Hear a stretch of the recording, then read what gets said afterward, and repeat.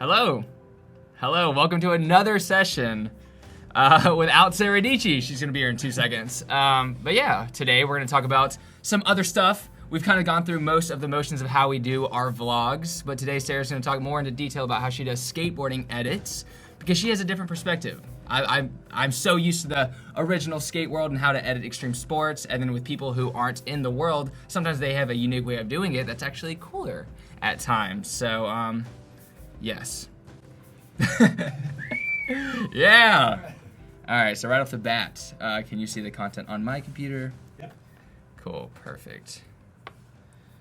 Here we go. So I'll cover some of the extreme basics before Sara arrives. But right here, you see the project window on the bottom left. You see the timeline on the right. If you're super new to Premiere, then you can watch our videos from yesterday and the day before where we go super into detail about all of the basic stuff, about how to bring in clips themselves, which right here you see on the left, these are the files. These are the actual files of the video. If you double click any of these, it shows up on the top left. This is the preview window right here. You can see all the clips, and to drag it in, or I basically pulled these from the computer themselves, so I right-clicked this folder, import, and then I just go wherever on my computer the files actually are. So for me, it's under Vlog 65, because I have done a million of these, and it actually doesn't make any sense that it's Vlog 65, but it just is. And I dragged all of these clips right here in, and then I can play with any of the files here. And to start the project, this is the part where everybody gets really intimidated, and they're like, I don't know what to do from here. It's a scary process. Well, it's not. It looks intimidating at first, but all you really have to do is what I just said, import the files, and then just simply drag something over here, and the excitement begins. Boom, there it is. Now I have a movie. Straight up, I have a story. I have a little thing that I can show, and I can just continue that process, add clips next to it. It's kind of like, nowadays there's so many ways to edit besides Adobe Premiere. You can edit on your phone is what I'm saying. And it's like a very basic process to sort of learn the steps before importing clips into Adobe Premiere, and from there you can create anything. Any kind of story that you want to tell, any idea that you have. There are effects, there are certain ways of going about editing that you can do at any time of the day. I think we have a special guest arriving right now. Who is this? Hey. Needed some snackage. There you go, Sara Dietschy just showed up in the scene. Chips aren't the best thing though to eat while you're Right, because it's so loud. Yeah, I already just handled the not whole thought of thing. that. We're good. Are we good? Yeah, So yeah, I can, it's good. I'm good There you too. go. Well, thanks for watching. Stay peachy. All right, so I basically covered the extreme basics so far about how to import a clip and then drag it into the timeline. Yes. Yeah, and then you're gonna Amazing. teach how to make like a movie that makes $1 million. First Exactly. day. Yeah. Okay, I can do that. That was your process. I can do that. And I'm actually going to answer a question that you guys kept asking about a previous vlog, just how I kind of do some of my editing to the music. I know I did a cool little montage of John skating, so I'm gonna pull that up after I get Some stuff. I was gonna these answer Wi-Fi credentials. Adam Aori real quick. I want to know why most editors go with Macs. I don't know that to be completely true. I know a lot of people who do vlogs and a lot of people who work in YouTube use Macs, and I think it's honestly just preference of maybe looks and feeling like you're an Well, Apple person. Like, Not just that, but it also has to do with the software.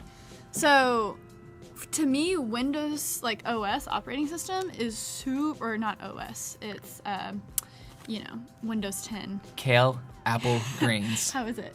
It's kind of clunky. It's hard to do things on it, and so it's purely just preference.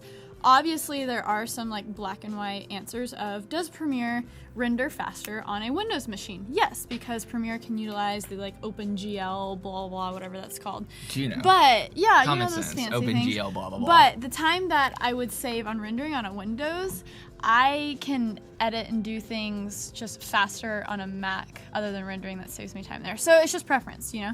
It is whatever you are most comfortable on. And Mac just has a fantastic environment when involving like your Mac, and then also your iPhone, and then your watch. So it's just a big ecosystem that I've been sucked into, and I know. As have I. Yeah. So once you're in the ecosystem, it is hard to get out. How about Windows 7? Yeah. How about Vista, guys? Right? Windows Vista. Am I right? Mm-hmm. This isn't terrible.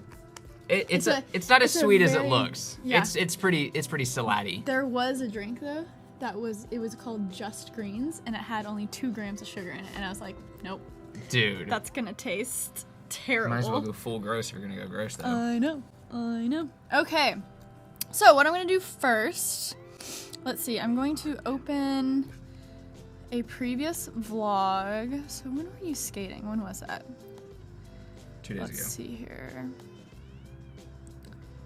I have Drake's new album stuck in my head. Any of you guys listening to that? Am I right? Am I right or am I right? Okay, I think it's this one. Oh, yeah. AirDrop is the lifesaver. AirDrop is clutch. I think for importing slow motion clips from your iPhone, AirDrop is actually pretty essential. A lot of times when I import it through image capture, huge reason. Yeah. Right, image capture, it won't capture the slow motion that I set up in my phone. AirDrop, 100%. Honestly, that's like a massive reason just alone. AirDrop. Right. The ease of So file huge. transfer in between your Mac. Okay, so this is the vlogs. This is like a finished vlog. As you can see, my project folder is terrible. I've been keeping it organized for you guys when I'm doing projects, but it's like things aren't in folders and it gives me kind of anxiety looking back at it.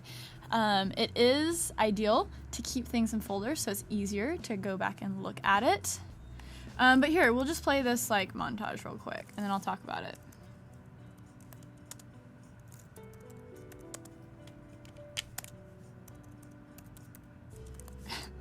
Let's see.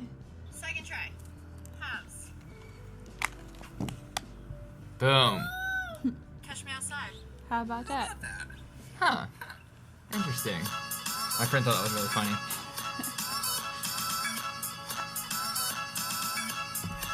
Who is this hot guy? I know. So I like pause it right on that.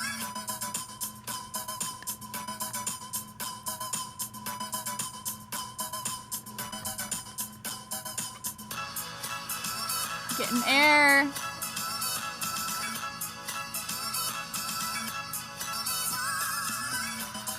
How dope is this song?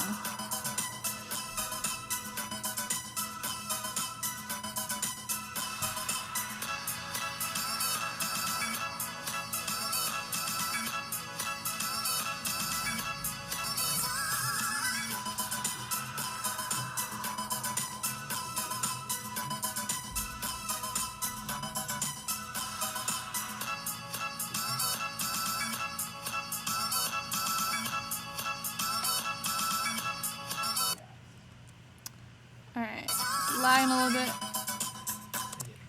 I have some fun edits later, but let's see.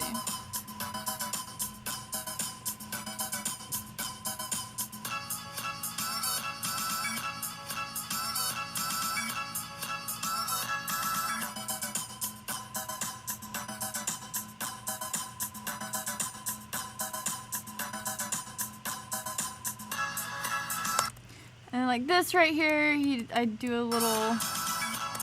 So honestly, a lot of guys are like, "What is that effect? How do you do that?" And it's me just really digging the song and kind of noticing when those glitch parts are in the song. I love to edit to songs that have a lot of things going on because that's when you can really make those cuts and make the edit more exciting. And so, like for this, for example. You know, those hits, da-da-da-da. I know, right? Da-da-da-da.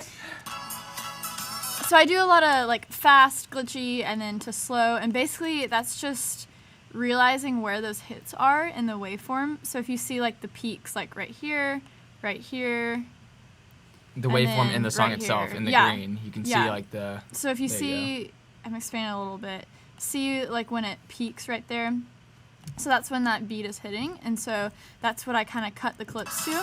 And so basically, these are just repeated clips. So I just cut it, and then copy, and then paste it over, and then I just kind of repeat that clip 3 times, or twice, Is that and one then let it frame go. long, the clip? So I think it's like 3 frames. Oh, yeah, yeah. so it just depends how fast those hits hit. It could be like 1 frame, 2 frames, a few frames. So yeah, I honestly just listen to the music and cut it up. I mean, you can see like these little cuts.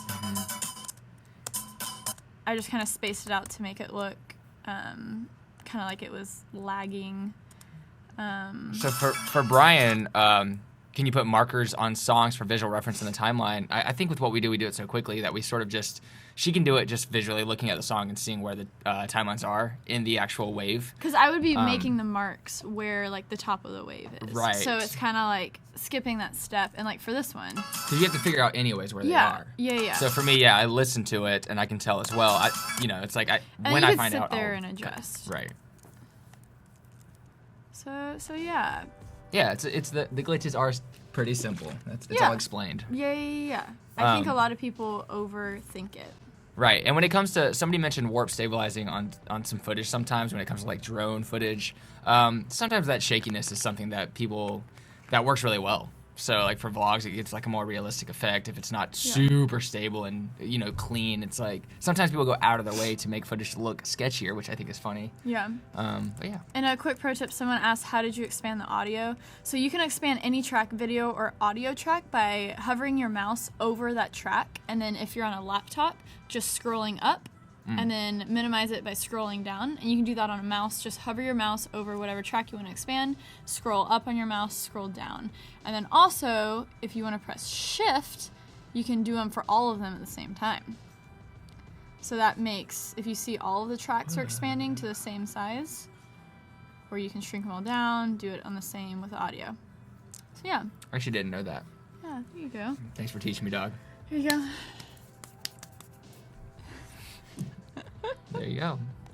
I feel This is kind of crazy because yesterday and the day before we had edits to edit while we were doing this. We were sort of showing the process, and now we can sort of explain over the edits that we've already created. And these are our edits actually going up, not tonight. Correct.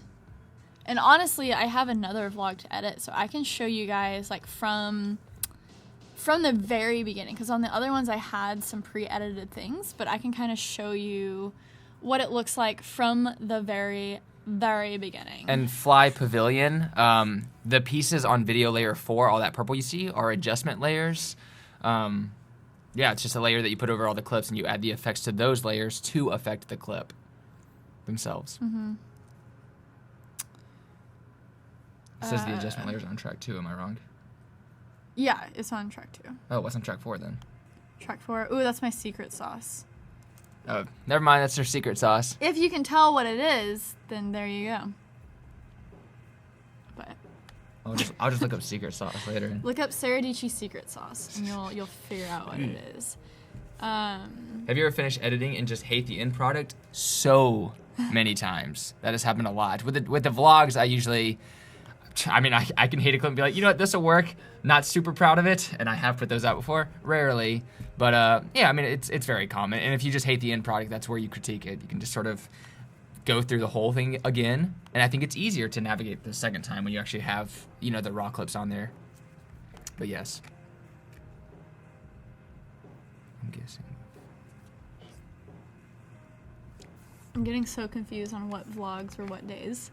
Really? All right, so Let's see, what did we do? What did we do yesterday? I have no idea. It's been 24 hours. How am I supposed to remember? Okay, so basically, I'm starting a new project. So I just have a Premiere folder where I put my Premiere projects, all of my exports and things, and then I have all. I can't talk. My brain is like, this is. It's funny because we do the YouTubes, and both of us today have encountered very YouTube just frustrations. Mm-hmm. And so, but you got to push through it. You got to... Tyler, we film on 24. Push through it. You do got to push through. Okay, it's all a challenge. When you're putting your content out there and people are actually watching it, blessing and a curse. There are a lot of challenges that come with having your footage seen by a bigger audience, for sure. But yeah, so 24 frames is how we do it. And then we film in 60 a lot if we're going to slow motion the clips. And then 120, we want that extra slow-mo that the Sonys that we now have provide.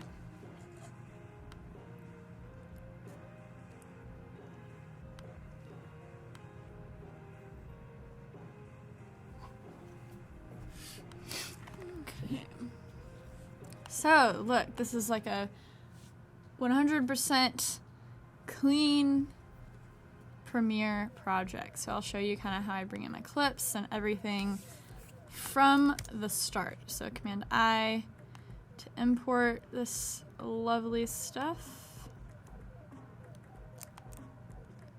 Gonna bring in this footage. Should have created a folder before, but I'll do that after.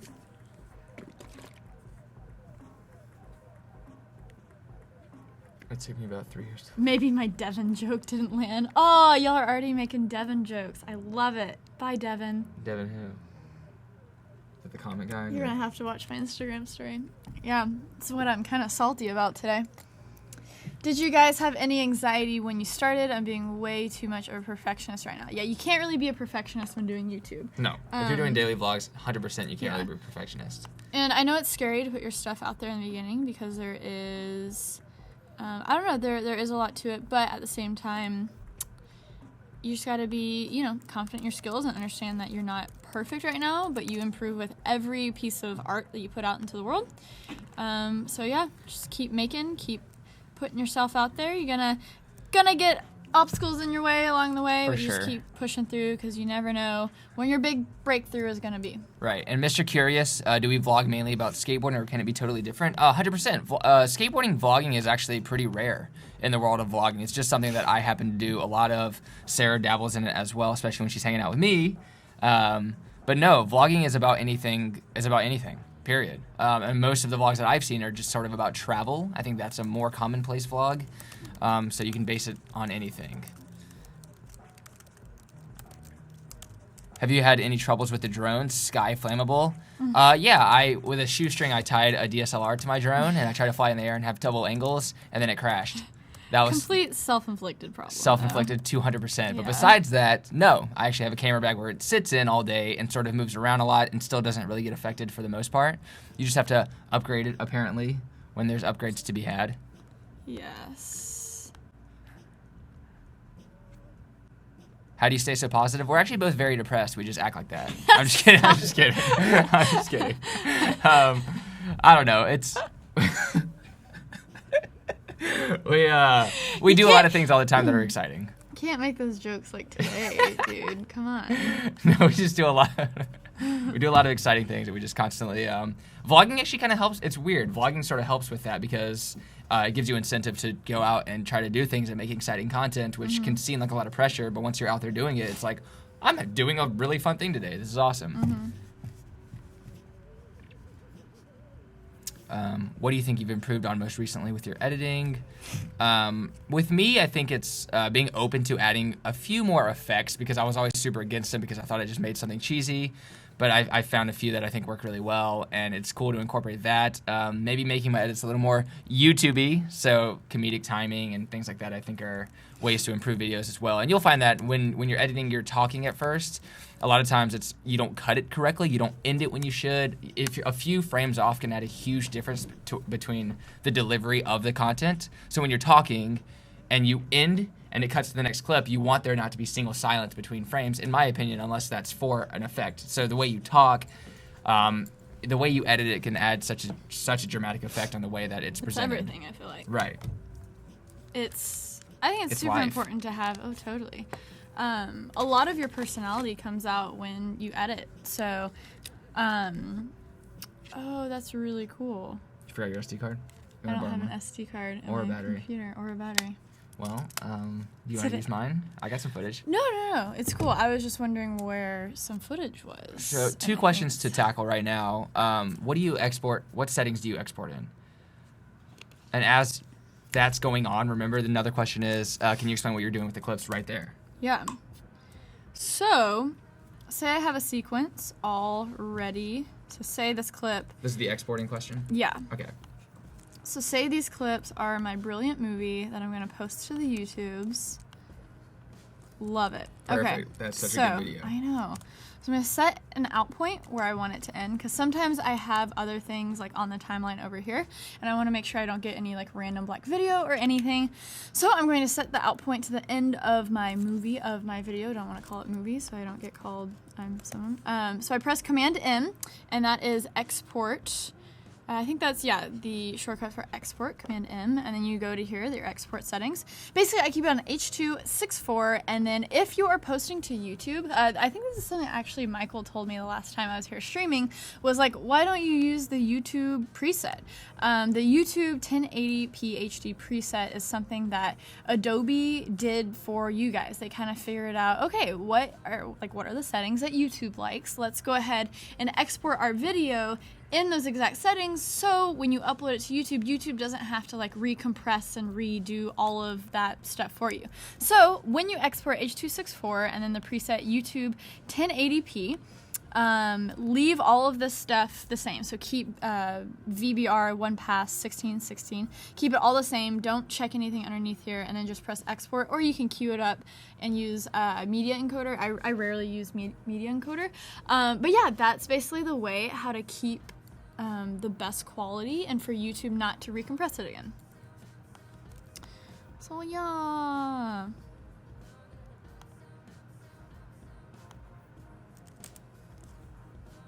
Yep. What was the other question? Jeremias. Yes, that is the secret The other sauce. question is, what were you doing with your clips earlier?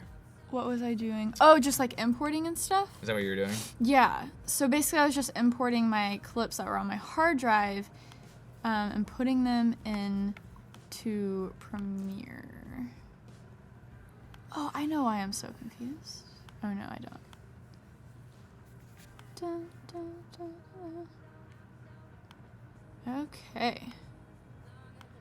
So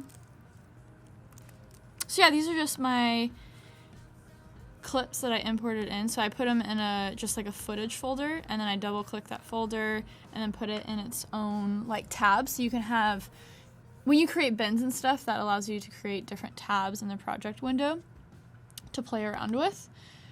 And so yeah, these are just a lot of pretty San Francisco shots. I don't even honestly know what I'm going to do with this vlog yet.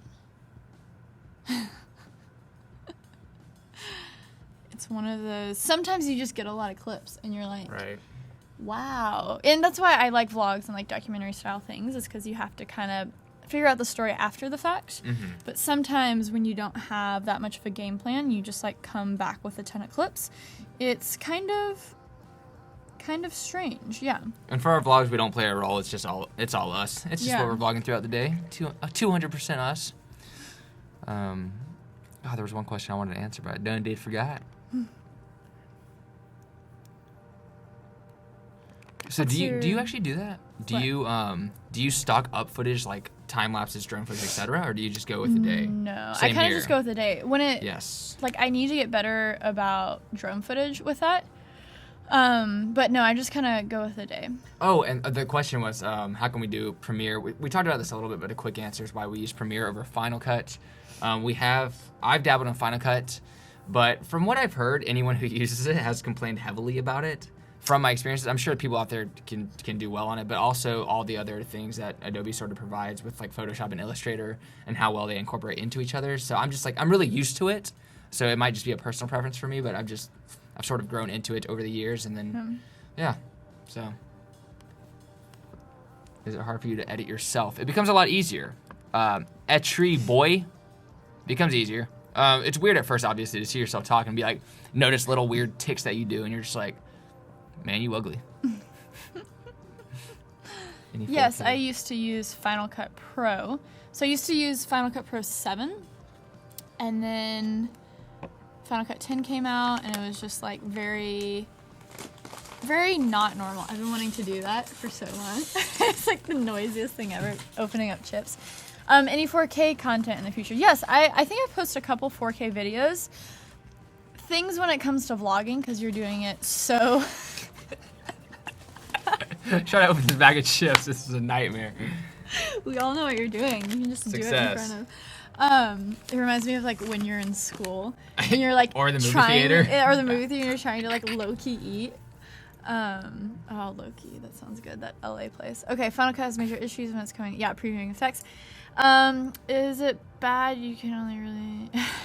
No, I mean, honestly, whatever you can get your hands on and learn how to edit and pump out videos, as long as you're making videos, that's what matters. I would like recommend to eventually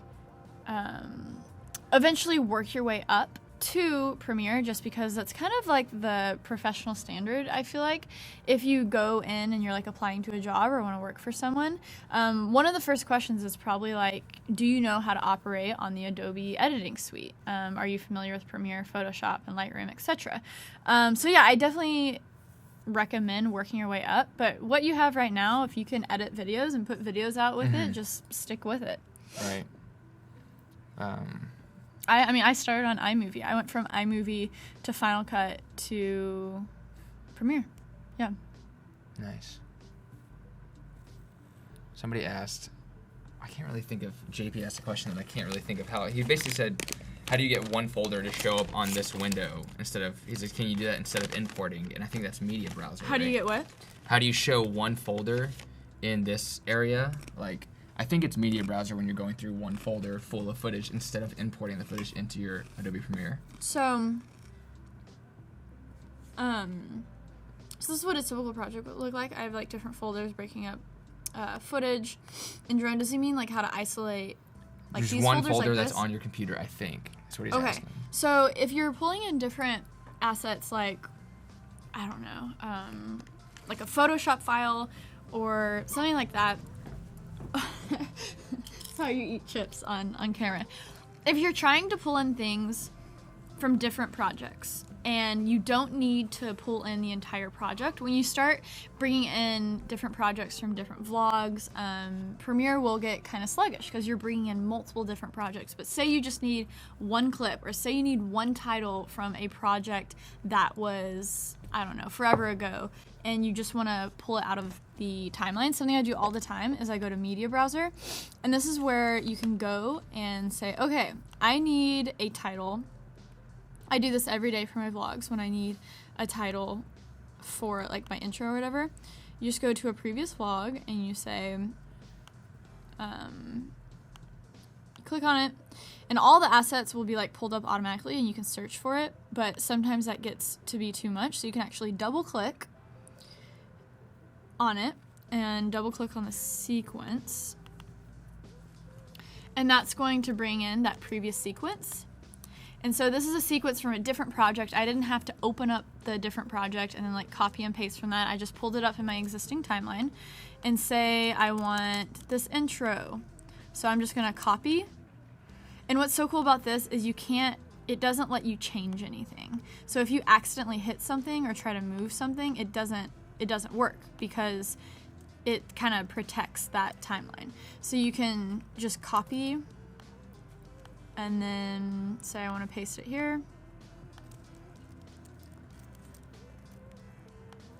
And then, yeah, I can paste it into here, and I have that, and it brings in all the assets. And so it just brings in that title, and I didn't have to import the project or anything. Media Browser is super helpful, especially when dealing with like different things like that, or Photoshop files. You can edit Photoshop files like locally on that. It's just cool. It's rad. And see, it brought in those assets.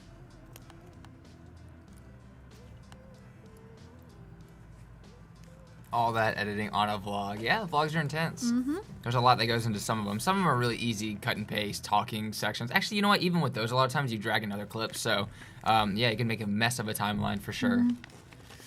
There's a lot of stuff that people don't realize that go into, like, vlogs, you know? Right. It's the same thing as, I don't know, I mean, you've made short edits before that aren't vlogish at all, and I'm sure it's sort of a similar process.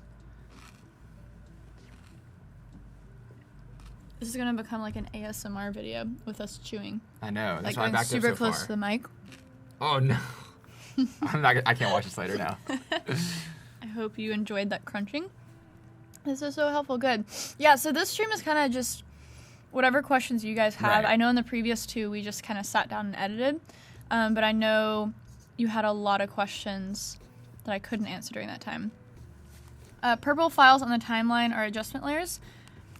This is basically just a blank file that you can add effects to that apply to everything underneath it. So on this adjustment layer, I just have my my color grade. And it makes it easy because when you put all of your effects on the adjustment layer, you can easily turn it on and off as a whole. by just clicking that eye instead of having it on each clip and then having to go into the effects to change it. So yeah, adjustment layers are super, super clutch. True. Oh, they said it's not that loud, actually. Fantastic. Good. On an average day, how much footage do you accumulate? I don't know. This folder right here is 18 gigs. Let's see. This one's 83 oh my gigs. God. One vlog is 80 gigs? This one's 83 gigs. So it's very random. Some days I just leave the camera recording a lot for skateboarding.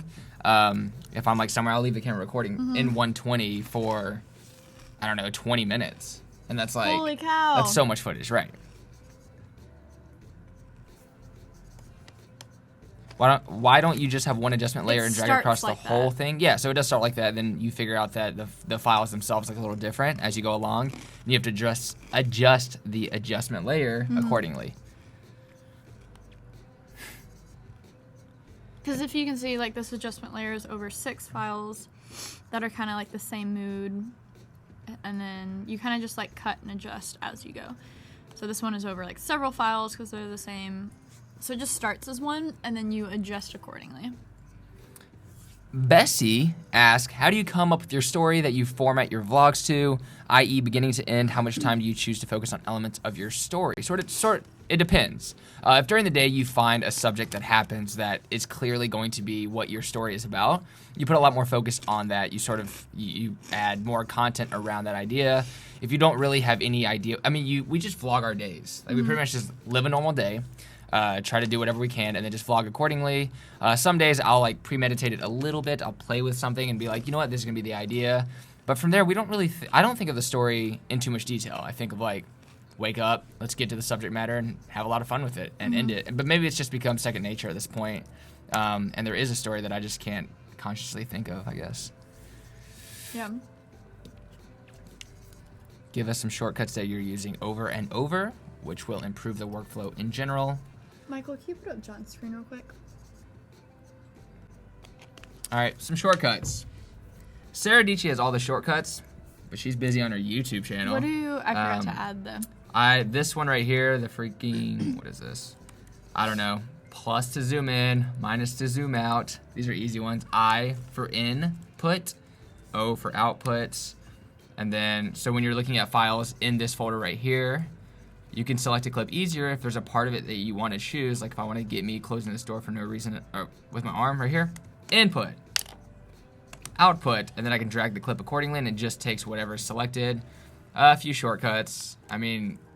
R for changing the speed of a clip. If you press R, you can change the speed rate. And then when I move this in, it just slow-mos the clip so it keeps all the contents of the clip, but now it's moving at a little slower pace. Or no, faster if I zoom in. If I go the other way, it's slower. Things like that. V, C, to cut clips, you press C. For the arrow, you click V. I don't know, a few ones. She has like a million, so. Yeah. Oh yeah, Fly Pavilion, good point. The built-in YouTube 1080p export preset in Premiere is perfect for vlogs, or for YouTube videos, period. Hummus? Yes. This is amazing. Here, let me just go to my video that went up last night. So this looks great. Uh-oh. Look at that. I love how you have that text and then it's like media is offline too. Right. So this is because my external hard drive got disconnected, which I use to keep my computer free from getting overloaded.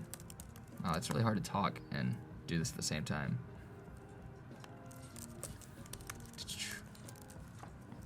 A little tidbit. Actually, you know what? This is not important. This isn't really Well, while you're doing that, I can like talk about tagging YouTube videos. I feel like, is there anything on here that they can't see? I feel like it's fine. I think you're good. Yeah. That's a face right there. Put mine up.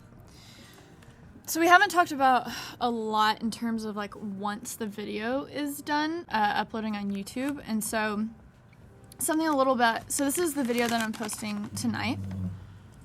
Let me see if I can get it on a thumbnail, internet's being a little sluggish. But yeah, when you post videos to YouTube, there's a lot that you can do in terms of description and tagging and things. So this is kind of like our road trip up to San Francisco, like 2 days ago. It's the one posting tonight.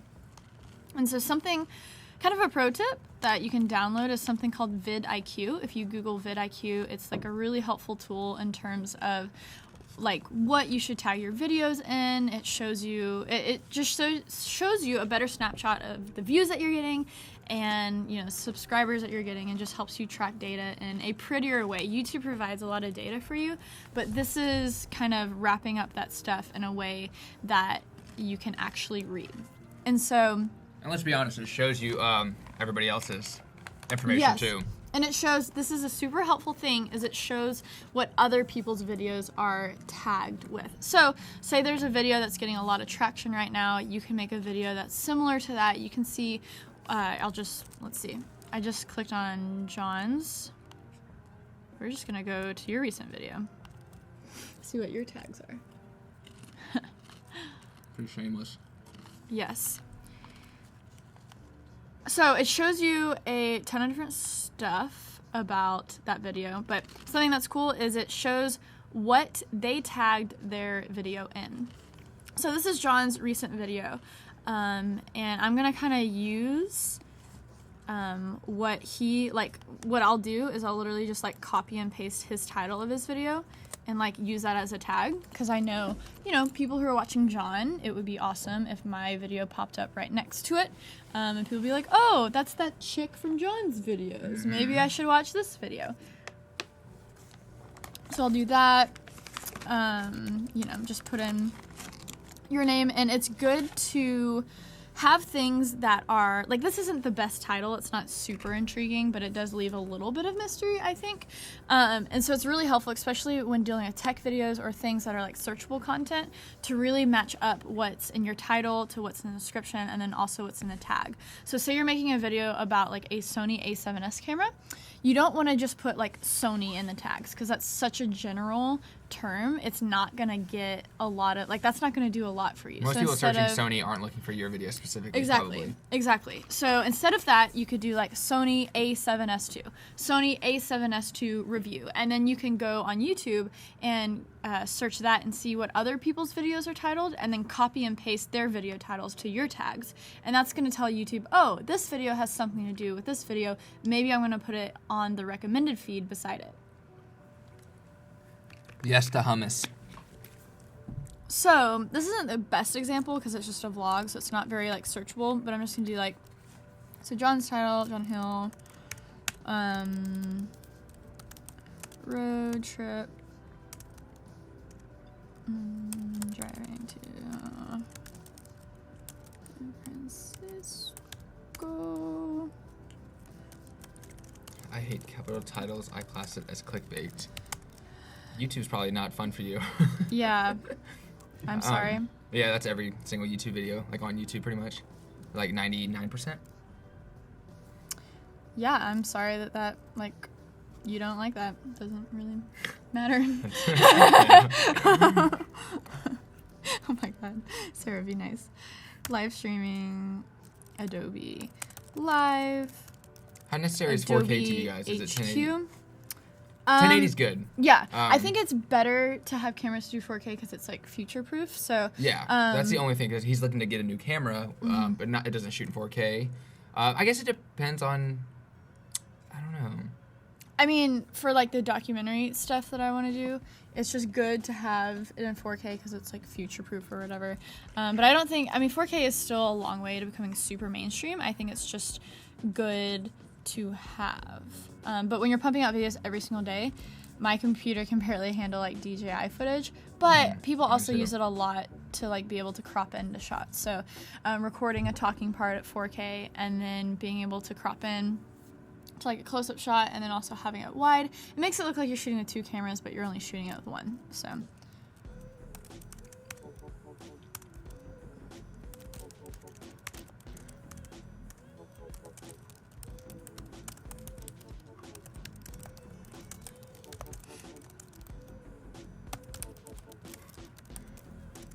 shoot S-Log?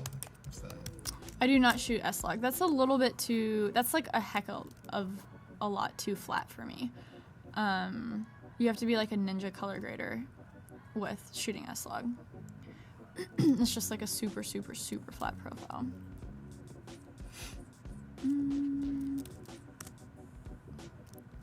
John singing in car.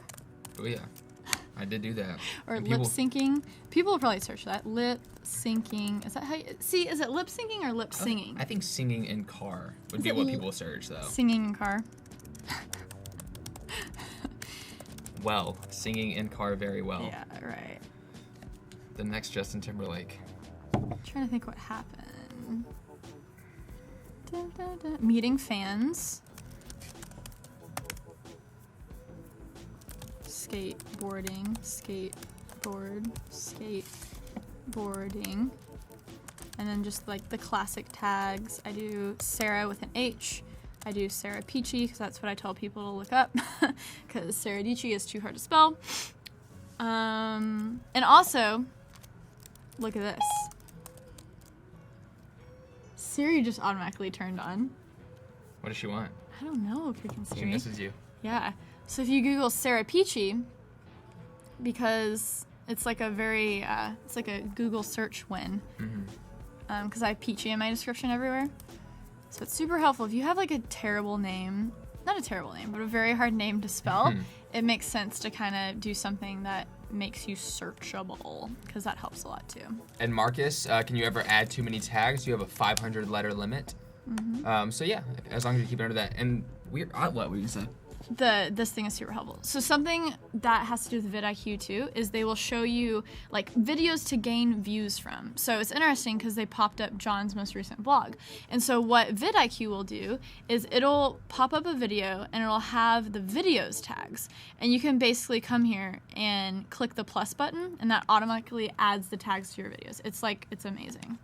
It's so good.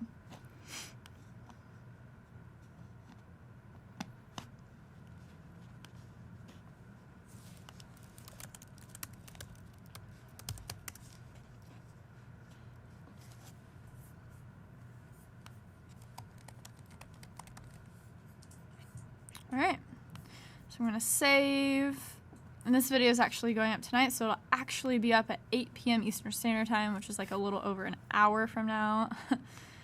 Gonna add the annotations.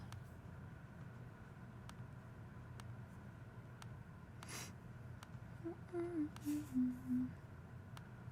I'm gonna do best for viewer, so that does like YouTube's little algorithm will serve up a video for the viewer based on their liking.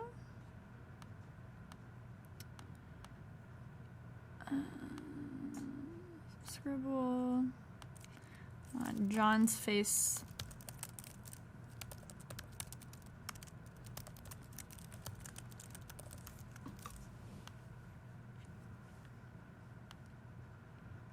Looks like we're looking at each other.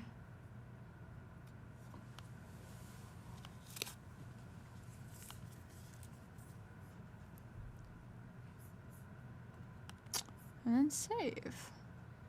So that video will be going up tonight. It is scheduled and good to go.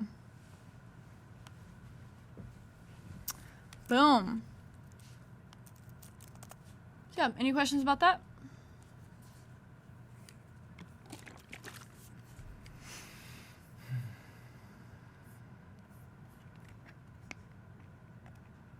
Why is it such a big deal that you admitted enjoying hummus? Hummus is just a beautiful thing. If you don't know about it, then you're just not a part of the club. I mean, yeah, I enjoy hummus, but why are they like? I think it's one person. Admit it. I think it's one person who's like hummus. Oh no, hummus. But you have a really good point. Hummus and guac and avocados. Haha, look Welcome at that. to Adobe tutorial. Look at that sneaky person. He's like, already got the URL, but currently unavailable. He's trying to watch the vlog before the vlog is up. You're sneaky, Brian. Very sneaky.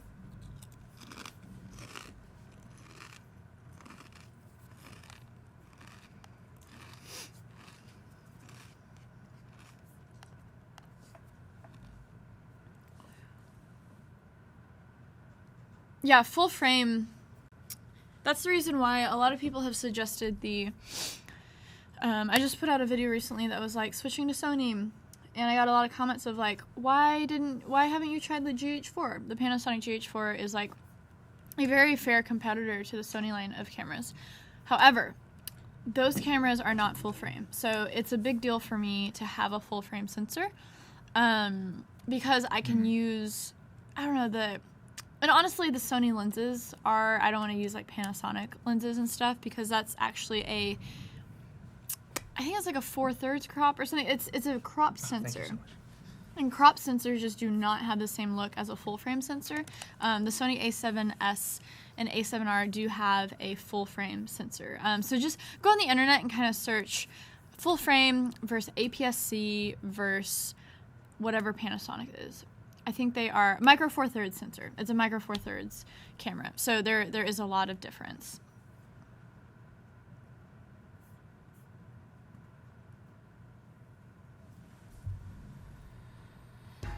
Do you guys sometimes push people into playlists if they click on the end screen? You could cheat YouTube's autoplay.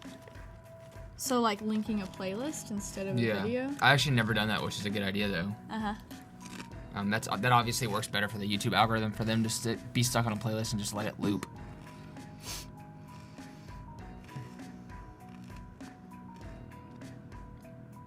Got the LX10 instead of RX100.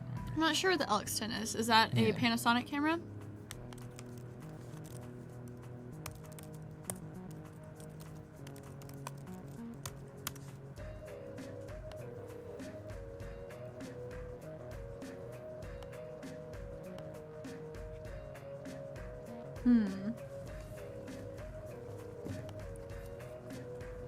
Let's see.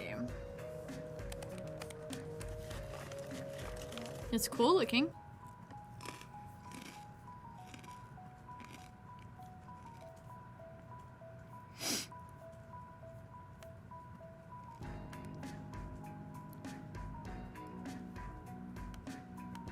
I don't give you the full, here we go.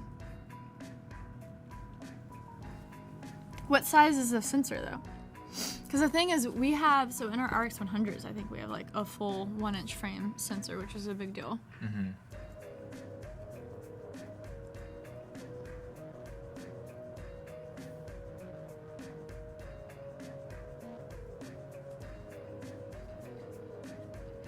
Interesting. Seems so unnatural for you guys to be quiet.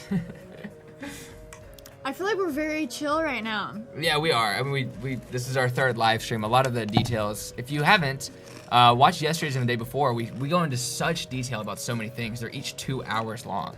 So we pretty much cover all the bases of how we do vlogs. So right now it's sort of a Q&A, so it kind of depends on the questions coming in, and we're replying accordingly.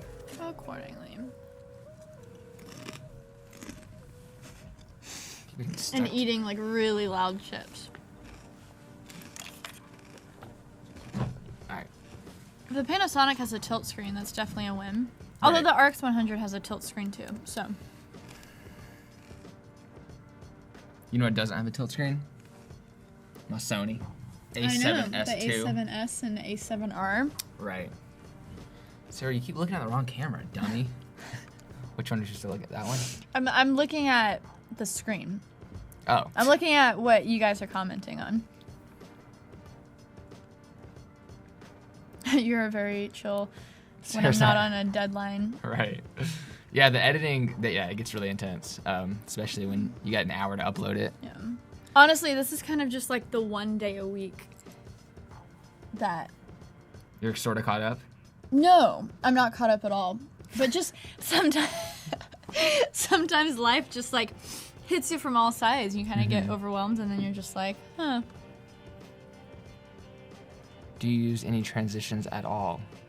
Is that just from clip to clip, like effects? I mean, transitions in terms of, sometimes I'll use like light leaks and put them over 2 clips, but that's out of, you know, you can always do like the spinning or the snapping or just like some type of noise to, and then have the camera set up in like the same spot and then move something and it looks like magic basically.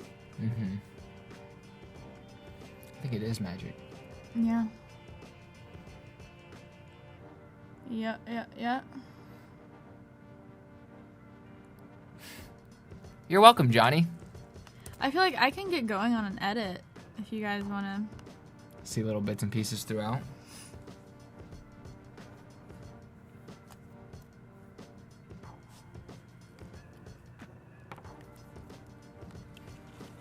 John, will you be doing any live streams for your channel in the future? Maybe.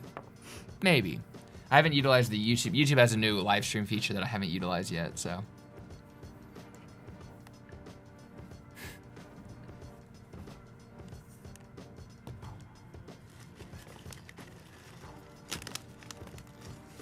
I actually do edit all of my Instagram stuff in Premiere, as does Sara. So yeah, so for all my Instagram clips, if you ever watch them, they're not iPhone based.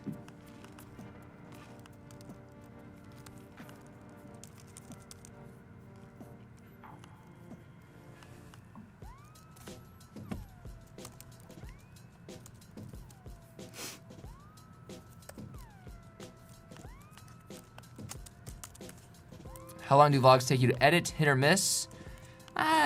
2 to 4 to 5 hours or so. Kind of depends on how much time I have to work on it. 2 to 10 hours. 2 to 10, like somewhere small in that range. Mm-hmm. John, did you eat today? Honestly, we're both like, we just ate like breakfast. Yeah, what time is it? Kind of. Yeah, we should probably get That's on why that. we're like, kind of like, have some chips. Do you have to pay for YouTube? No. You can just sign up with YouTube whenever and get paid as, you know, whenever. If you uploaded a video tomorrow and monetized it, you would make all the money for it. Do you export the Instagram stuff differently than YouTube? Yes, I actually do. I export it completely differently. I export those clips in vertical. I actually don't really remember the dimensions, but the sequence itself, the timeline, is like a vertical weird editing space that I know fits perfectly into Instagram. It's sort of like my little skate sheet, and then I have to like re-edit the clips to where you can see it in vertical because it's usually such a wide screen that you can see all of the skating. But yeah, I export it differently too because if you export it the same way, it's too big of a file for Instagram to handle, which is crazy. So you have to make sure it's like a little less.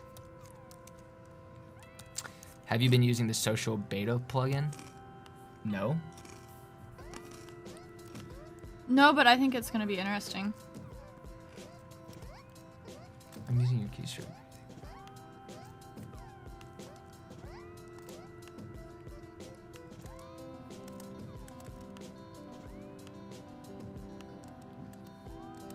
So when someone they're using your keystroke peachy thing, and when they press Q, it ripples them.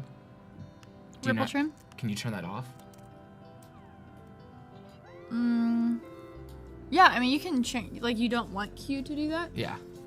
Yeah, you can just go into keyboard shortcuts and go to Q, click on it, and then press this X, and then you can delete it. But yeah.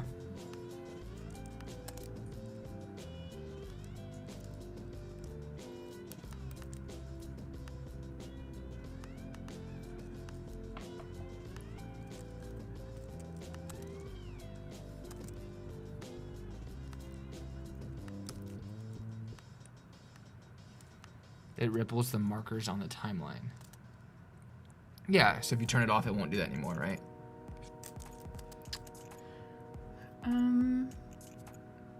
Wait, what? I don't know. The same person said it ripples the markers on the timeline. I want to ripple the clips, but not the markers. If your markers are on, like, your timeline like that, it shouldn't affect it. But if they're on your clip, then yeah, it's going to affect it. I'm not sure.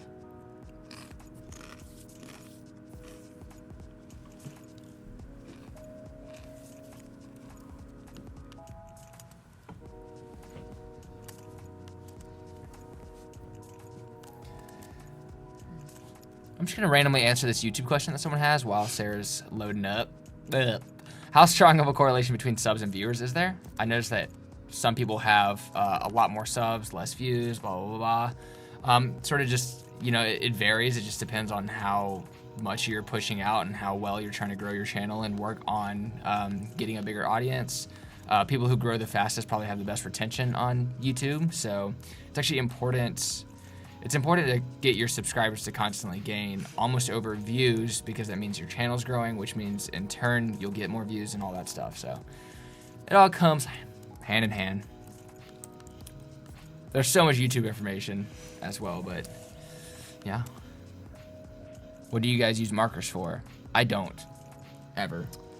I just use it if it's like a super complicated music, like song that I want to like cut the videos to, then I will mark it. I think I've been drinking extra water. I don't know if I have. The constant power is just an audio transition.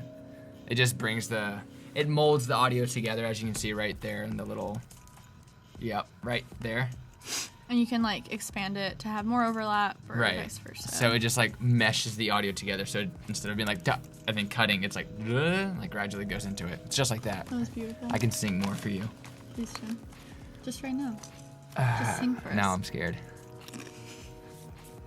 How about that Bruno Mars song? How long are you guys in SF for? Right after this. And then we're heading out, pretty much.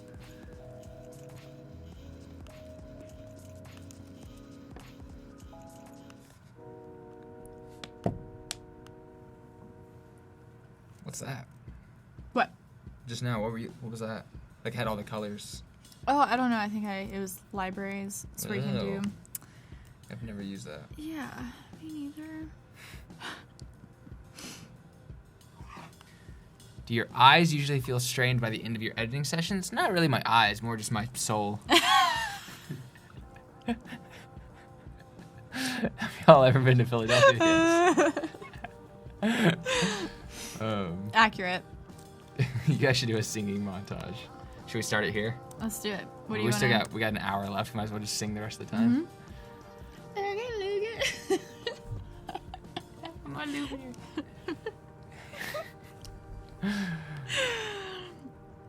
Anyways. Luis Hernandez. I was skateboarding up until about 10 minutes before I got on this thing. I actually skated here. I don't know. Is there a way to have multiple in and out points on a single clip? No, right? Or am I dumb? No, that wouldn't make sense. No. You would just set an in and out point on the same clip multiple times to get like multiple clips from Right. In and out, move it, in and out, move it, right? Mm-hmm.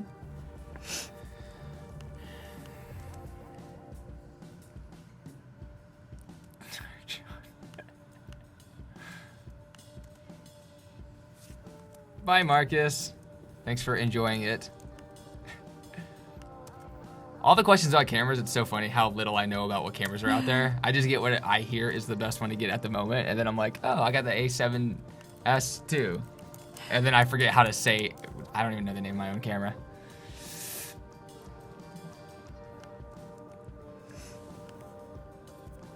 How do you center your titles perfectly?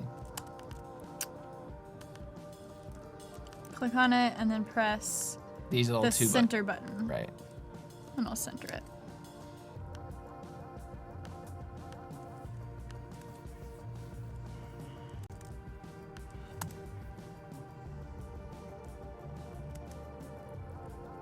You know what? I should do something cool with this. I know exactly what you're doing. You're gonna keyframe crop it or something? Mm-hmm. Do you use crop for that? Or do you have some other fancy thing? No, just crop. Cool. Or you can do like, I think you can do. So I'm gonna explain this process right now. Young Sara Dietschy has a bus on her screen. As the bus approaches the title will disappear gradually as the bus passes by. How does she proceed? Find out next. Can you do like feather? Can you feather it? Yeah, edge feather. Perfect. Beautiful. Okay, so you're gonna explain it. So I'm gonna crop in from the left. So she first added crop to the clip. Yeah. So crop is an effect. You can drag it onto any clip and then crop the clip however you want. Has a left, right, top, bottom, and as you drag it up closer to 100, it gets rid of that portion of the actual clip itself. Yeah, so she's gonna go frame by frame. As she hits the right button to go, you hit right, you go one frame. Or so what you want to do is set just like an overall, like don't go frame frame to frame in the beginning. You just set like an overall beginning and end. And then you can go in and change it accordingly. So it saves you a lot of time. So I'm just gonna go to where I want it completely gone. And I'm just gonna crop it the entire way. And so now it has like a idea of what it wants to do. And I'm gonna add like an edge feather. And sometimes that's all you need to do. You don't even need to like individually do it. And that looked pretty good. Dang it. And then if you need to change it accordingly. That's pretty good. Yeah, I mean, that's actually perfect. Yeah. So like, that took 2 seconds, you know? Yeah. Nice, girl. You nailed it. John, when are you stocking up on shirts? Probably not the best place to promote my own product, but soon.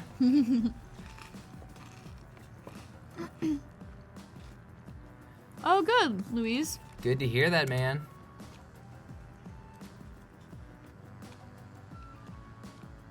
Ooh. That's gonna be sick.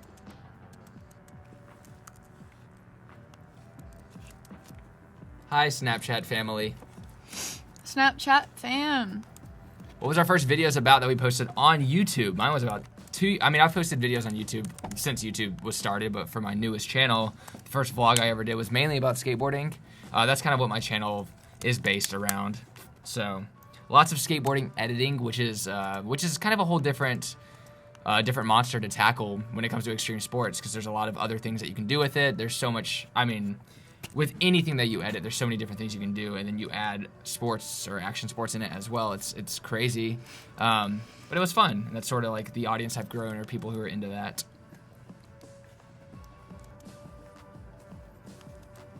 You should come to Peru to make I want to make more travel videos. It's just Sara is like traveled out. She's been traveling for 2 years now constantly. But for me, I like the idea of it. I like doing it. But then when I'm working, I'm like, yo, I am not leaving my apartment ever.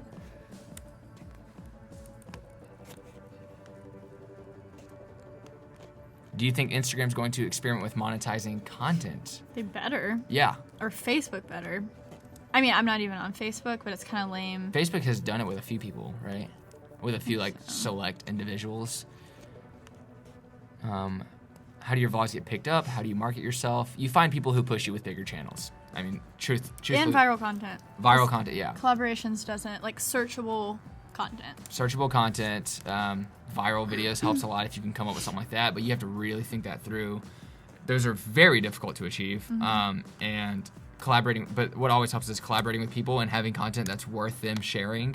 Because a lot of times you will hang out with someone, you'll have a good friend who has a lot of subscribers, and it's really awkward to be like, can you blast my channel when you just don't have that interesting of content or not unique content. So make good content and then do collaborations. Now I'm debating to stay with Final Cut X or switch to Premiere. I mean, it's whatever you're comfortable with. If you're really comfortable with it, then that's great. I've just found that it's not just Premiere, but it's kind of the whole Adobe suite. And Premiere has done, somebody asked earlier too, what would I change about it? I actually don't really know. I don't know what other feature I'm missing on because I'm so used to what it provides, I guess.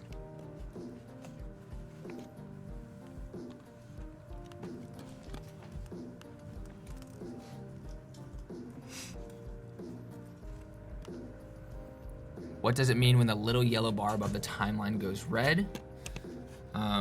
It means you better render this because it's gonna be slow. What is the better explanation for that? What is It just means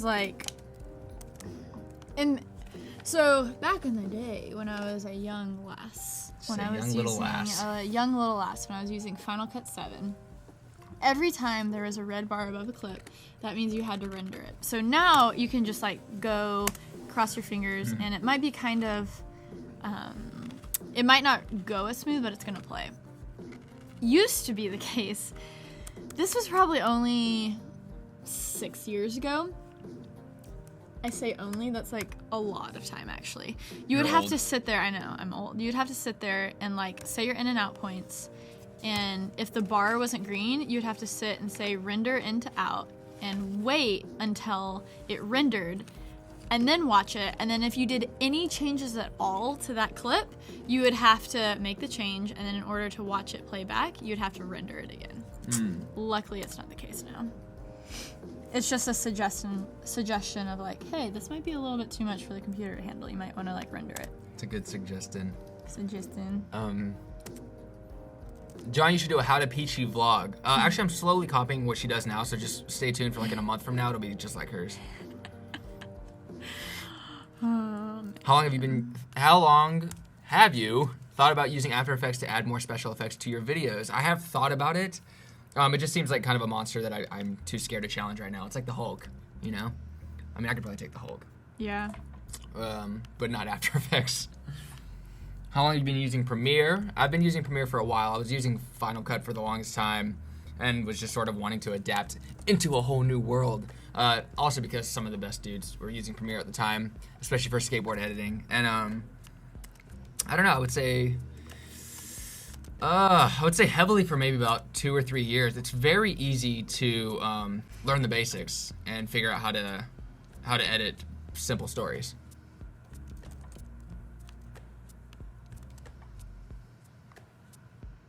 It's a pretty freaking cool intro. Right. Let me have it.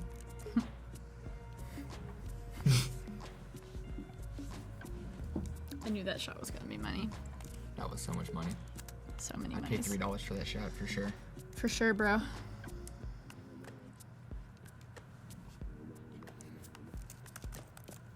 Have you ever bought stock clips? I haven't. Me neither. Cause like I can probably go out and get those stock clips. And I don't have like the use for it. If I was doing more like corporate edits, probably. But when it's like your own life as a story, there's really not that much of a point. So true. Sara talks with really good rhythm. You should look into that, John. Dude, don't make me.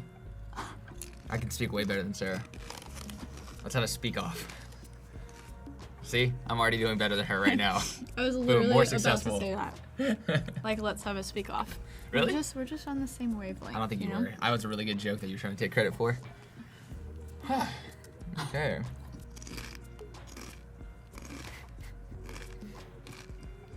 Have you ever sold stock clips? That's so funny. That was something that we were trying to...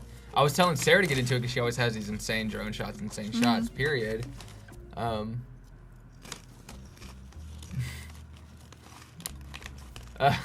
I want to answer that because I think it's such a funny answer. But no, selling stock clips I think is actually a good investment of your time if you have clips that are really, really crazy and pretty, and it's a good way to make maybe very little bit of money on the side, but it's cool to have an extra sense of income. This is probably a really dumb question, but all right, no dumb questions here, but how short can you make clips in apps like Final Cut and Premiere? In iMovie, you can only make clips 0.1 seconds. Why is that a problem? Like you're talking. Oh, you can't do like a frame. Yeah. Okay. No, you can export a frame. Wait, right? no, that makes sense. 0.1 seconds would be. Is it 10 frames in a second? Wait, so there's. Oh, 0.1, so that's 1 over 100. So that. No, 0.1 is 1 over 10. 0.01 is 1 over 100. Yeah. So 1 over 10. So there's 10 frames in a second. So that means it would be shorter than 1 over 10. How many frames are in a second? 1 over 10 is like 2.5 frames. So they How many can't frames do are in a second? 24 when you're shooting 24. So little Oh. math. You know, since it's Duh. 1 over 10, multiply that by 2, that'd be like 2 over 20. Mm-hmm. So the shortest you can go is like 2.5 frames in iMovie, which is weird. So yeah, on Adobe Premiere you can go 1 frame. You can export 1 frame, right? So yeah, not a dumb question.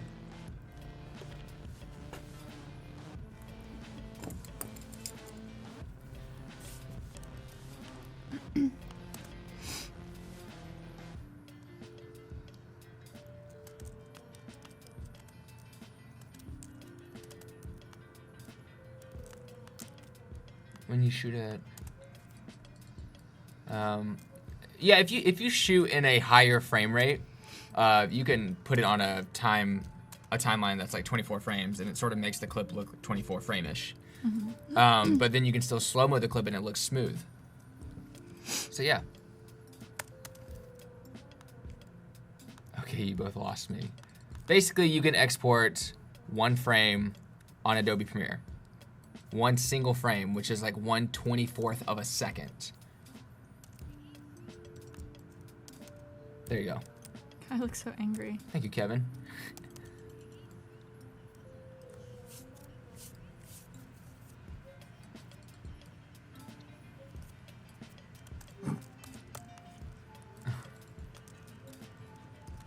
I'm a student and I have 2 years left. When I leave, do I immediately have to start paying full price? Not 100% sure what you mean. Oh, full price Adobe Creative Cloud. I mean, Because right now you get... just do it until... Do students get discounts? Yeah. Lucky. Just kidding. Are you also doing corporate videos on the side, John? No. We actually just do... I think we both just do YouTube for the most part. You have like a project coming up too, right? You have some smaller project? Yeah, I mean, I have some brand deals and stuff, but I might do some just like freelance stuff on the side just because it's less stress to just do a few things for other people without having to deal with it being on your channel. That's actually a really good question from Sky Flammable. Have you edited 360 videos? I never have, and I've been super curious on how that is because Sarah absolutely has. It's actually extremely easy because there's no editing involved. You just like drag and drop the clips. It's exporting, it's importing and exporting that is probably the hardest thing, just making sure everything plays well nicely with wherever you're uploading it. But if you think about it, there's no editing involved because it's a 360 video. So you show everything. Right.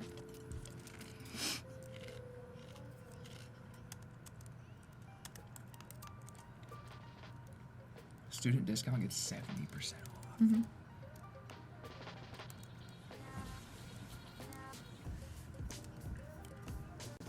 By the time you graduate, though, you'll be so rich you won't even care.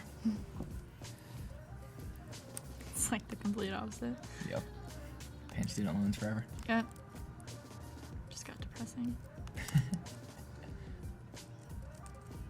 So do you cross fade or whatever every single audio transition? For if there's like a weird, you know how when you put two clips together and there's like a weird thing. So I do it a lot. So I set like a shortcut, like Shift Command D is now my shortcut for that audio. So it's just quick.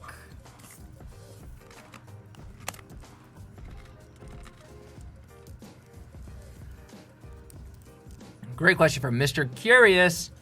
Would you still be vlogging? Will you still be vlogging 10 years from now, or will you try something else in the industry? I have no idea. I think the market changes so consistently, and life changes so consistently that I don't know what my next fun venture would be. I only plan 6 months ahead, so I never really plan more than that. Look at this footage. So if you're looking on Sarah's screen right now, on the top right, that's me bouncing up and down. And that's me stretching, which looks a little inappropriate. I didn't get it. And then this is me flexing on the people. Oh man, what's he about to do? Anticipation killing me. Let me guess. 360 float.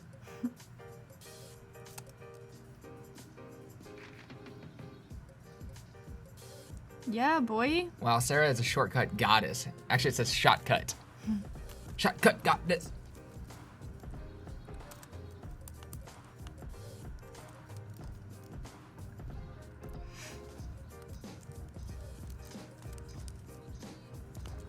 Can people see the questions as well? The people watching, can they see what we're seeing here in the questions? Oh, okay, cool. Sarah is probably going to be the next Gary Vee. I don't know if she's going to be that excitable, but successful, yes, but that excitable. Oh, okay, yeah, so Innovation Station. Yeah, we did answer that a minute ago about Instagram monetizing in the future like YouTube does. YouTube's sort of the pioneer of that, but I think every single social media outlet will start monetizing to an extent. I know when it comes to Snapchat, they definitely do a lot of ad work. I have some friends who monetize certain videos or just do brand deals. So But on Instagram right now, you can do brand deals where you post something about a brand, they pay you a certain amount. Things like that happen all the time. When is the collab merch coming out? Peachy Progress Peachy? Progress Peachy. It probably will come out. Oh my gosh. Once we mix business into this relationship, it's going to be insane. A quick run through. I covered this yesterday and the day before, but a very quick run through on finding songs that aren't trademarked in your videos. Actually, on Adobe, I didn't mention this on YouTube itself. You can search up royalty-free music, and for the most part, you can find a lot of music that's royalty-free. A lot of times, it's not that cool. It's not that unique. It's probably music you've heard before in other YouTube channels. I go to Bandcamp, and I find music or bands that aren't on labels, and I ask them if I can use their music. It's good to get permission first, so in the future, if they do get copyright-free, you can sort of ask them to whitelist your video so that they're not making money off of the content. Because on YouTube, if you monetize a video and it's not copyright-free, the label or the band will get all the money for the video that's made. So, yeah, ask people who aren't on bands. Just tell them you're going to promote them. You'll put them in the description, and the shout-out usually it will suffice. Besides that, you can go through hell to get music copyright, but it's usually a hefty process. And for making videos every single day on YouTube, it's a process that we don't. Thanks for repeating, John. You know I got your back, Innovation Station. Yeah. It's the copyright process isn't a process that I'm willing to go through for the YouTube videos because they're daily. What is Sara eating? These chips. Be jealous.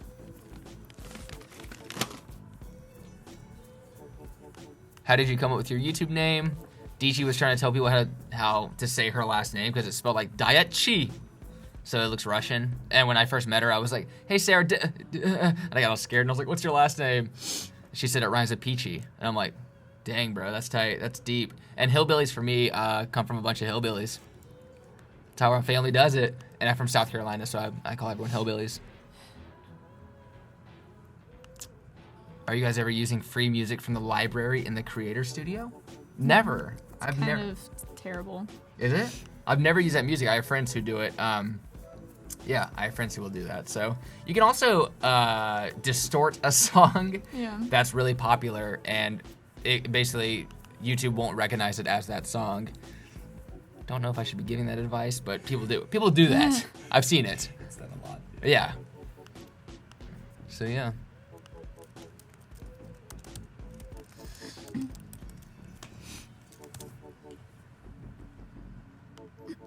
So what are we seeing on your screen right now, Sara? Pull in some music. Ooh, what did I just do? I think I just put a folder inside of a folder. Uh-oh.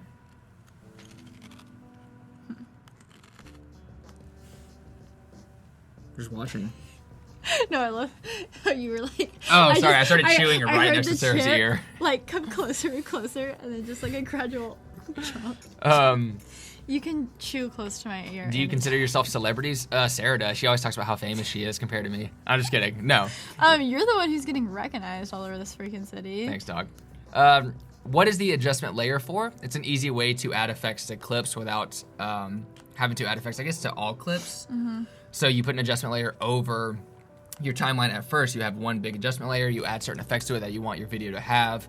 And then you go through the video itself, and you'll see some clips look a little differently and need a little adjusting from there, but it's just nice to have something that sits over everything and creates the entire video to have that same effect. What music do you listen to while editing? Well, if you're editing to a song, it's good not to listen to music because it'll confuse you. So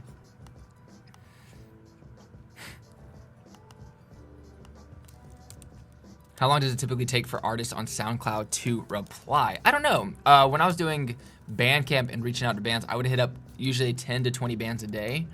And then there would just be, a lot of times 3 to 5 of them would reply within 24 hours and say, yes, you can use our music. And that allows me, that's a lot of music to be able to use.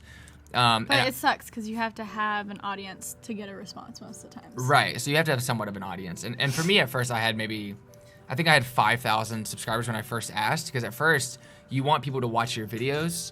I'm basically just gonna repeat you. Catch a chip with your mouth. Oh my gosh, we should totally do that. We should.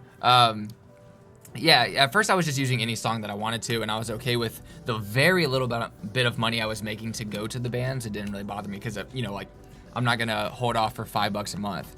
And from there, yeah, you can start off just using popular music, and as long as it doesn't flag the video itself. If it's like the most famous song out right now, they're not gonna let you use the music.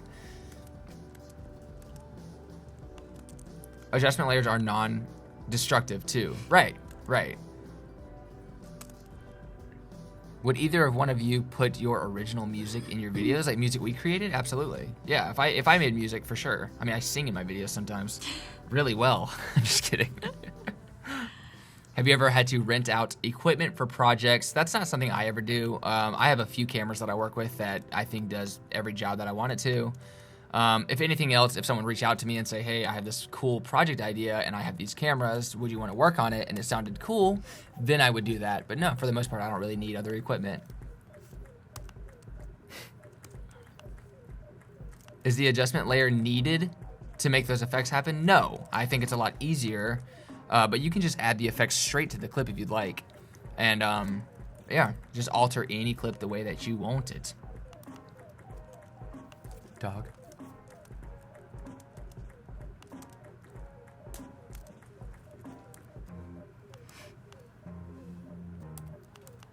Have you ever been copyrighted for music? So many times. That's why it's good to schedule a video beforehand to see if YouTube will recognize it as copyrighted. And then you just have to adjust the song, because a lot of times bands will hit me up and, you know, they'll be copyright. And that sucks. Did you ever use that Wacom tablet for? Oh yeah. Adobe Illustrator is what I usually use Wacom tablets for. Something that she has not dabbled into, but I'm super into Adobe Illustrator.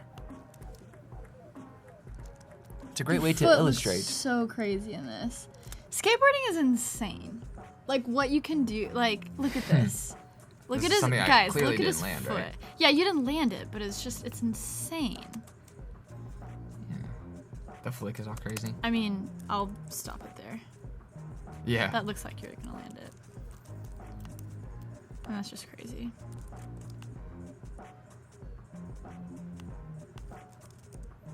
Sara making that glitch effect happen. In effect, right now.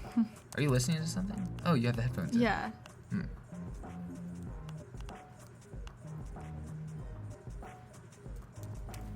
Where can we watch the old live streams? I can't seem to find it. On Adobe Creative Cloud's YouTube. But yeah. I don't know if you can Blessed. access it through adobelive.com, but if you go straight to their YouTube channel, it'll be there. That flick is lit. Lithography.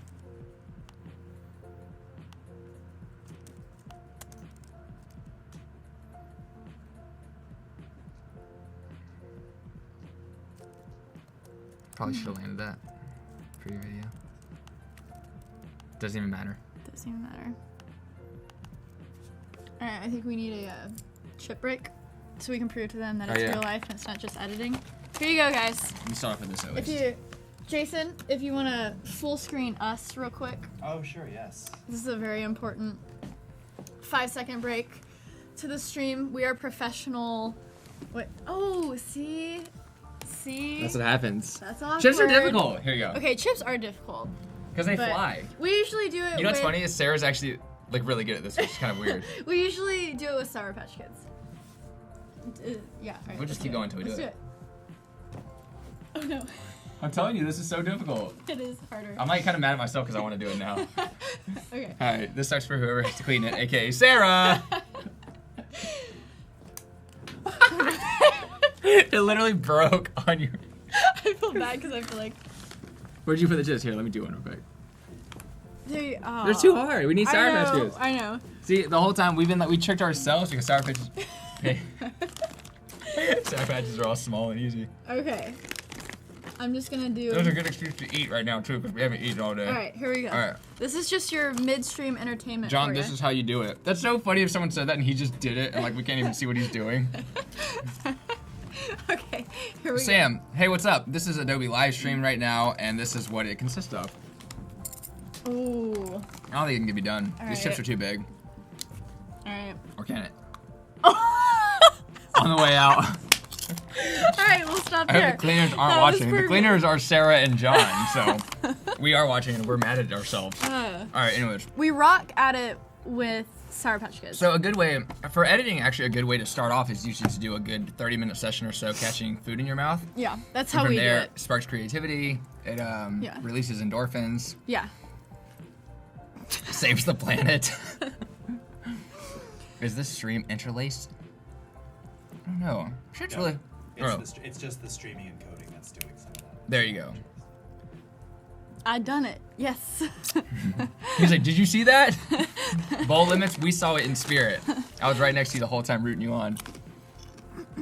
Are Windows laptops just as good for editing as the Apple laptops? I mean, yeah. Yeah.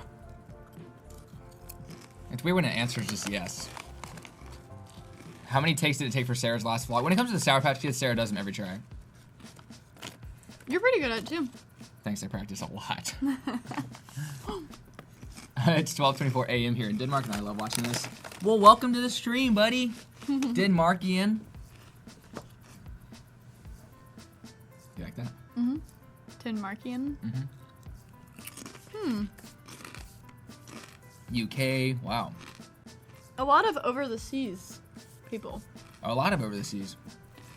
Let's see Jason Levine catch a chip. Maybe one day. Probably better with Sour Patch Kids. Yeah, we'll Right, right. we'll bring More some weight. Sour This is, Patch you Kids. know. Exactly. More weight exactly. and smaller.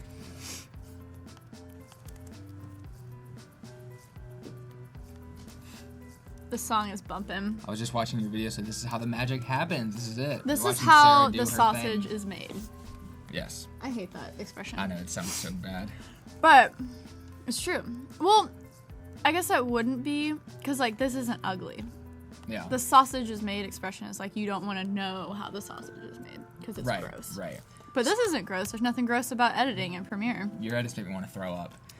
Here's one thing that somebody asked. How annoying is it that the Sony A7R doesn't flip up? Well, Why did you flinch? Did you think I was gonna hit I thought you were you? gonna punch me in the face like you typically do. Oh my god. Just kidding. But the A7S II, which is what I have, it is really annoying that it doesn't flip up. It's really weird. Seems like a strange feature, especially because the Canon does flip up. But I like the camera so much more. Someone was like, Sour Patch Kids, #ad. I wish. Oh my gosh. Sponsor us, Sour. I Actually, would- don't sponsor us because I don't need No. more reasons to eat Sour Right, I Patch. haven't been in the dentist in about 5 years, so I'm gonna keep that going. Yeah, I legit think you should actually visit the dentist. Ah, we're good. All of us here, we're good. Baby Sour Patch is their sponsor. God. One day, boys can dream. And Oreo. We need to hit them up. Yeah. John, do a hard flip. There you go. Ooh, do it. Technically a hard Whoa. flip. Tray flip. Whoa. Man, Go ahead. this third live stream is I just love full that of New York surprises. is. I gotta Snapchat this. A7S II has crazy low light. That's the cool thing. That's the thing about Sony that I needed the most because with my other Canon, it just did not adjust well to low light, especially at night. Hello. has crazy low light. That's bottle flip. Do it. Sorry. Nope. I don't think it'll mess with the audio too much, right? I am the one. I wish I had that song playing, but it's pretty vulgar. How did y'all afford gear when you were starting out? So when I first started out, yeah, I was working a few jobs, and I bought something very cheap. I had an iPhone. Actually, I just used my iPhone at first, and then I bought a Canon T3i, and it was $400. So I made a $400 investment to make videos, and I posted pretty much all my stuff on Instagram because that was where I had the biggest audience through skateboarding. So it's good to grow an audience with something very basic, and then like I just worked a lot of jobs so I could buy equipment. It's so funny, like people are so shocked. Like, oh, that's right, I could get a job. Right. That's sort of like a...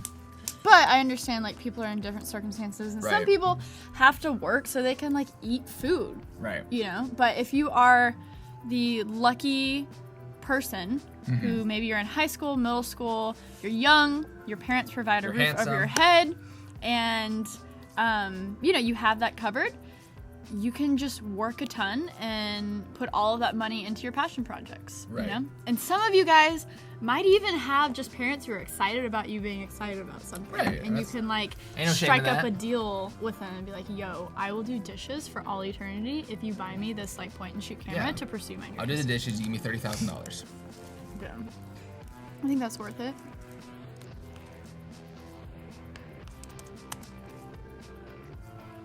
So I think for the very detailed Adobe, I mean, we talked a lot in this video, of course, about how to do certain things, but yesterday and the day before might be the ones that we pretty much cover every basis you can possibly cover when it comes to vlogging. So make sure you watch yesterday's video and the day before to get all of that content. Today is more about sort of a Q&A and then watching Sara, of course, do another edit. Yeah. It's so...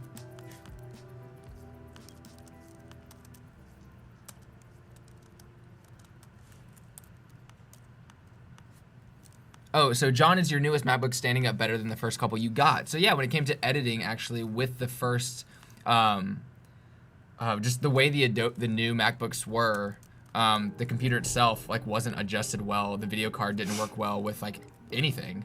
It was insane, and all my computers basically just crashed and stopped working. So they got a new update, and everything now meshes well with all the editing products. Could Adele handle Premiere? Actually, some Dells can handle. She's the one who sings Hello? Yeah. Cool. Yeah. Adele can actually handle Premiere probably better because for the same price of a MacBook, you could actually get like a tricked out Adele that sings fantastic, but then also edits really great. That joke kind of died.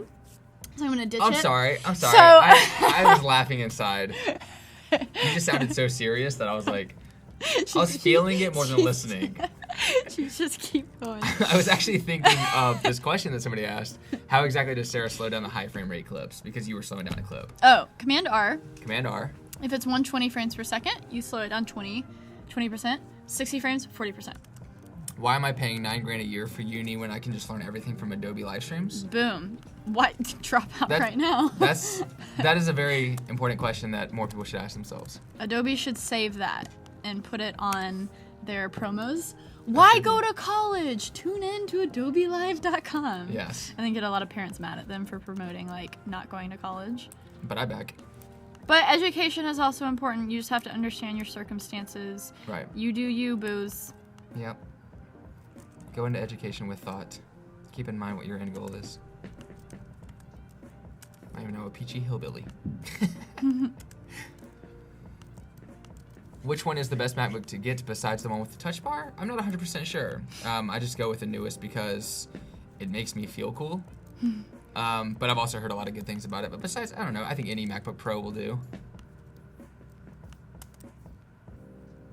Or just listen to This Is Clarky, who says, look at the Dell XPS. I have not looked at that, but I trust you.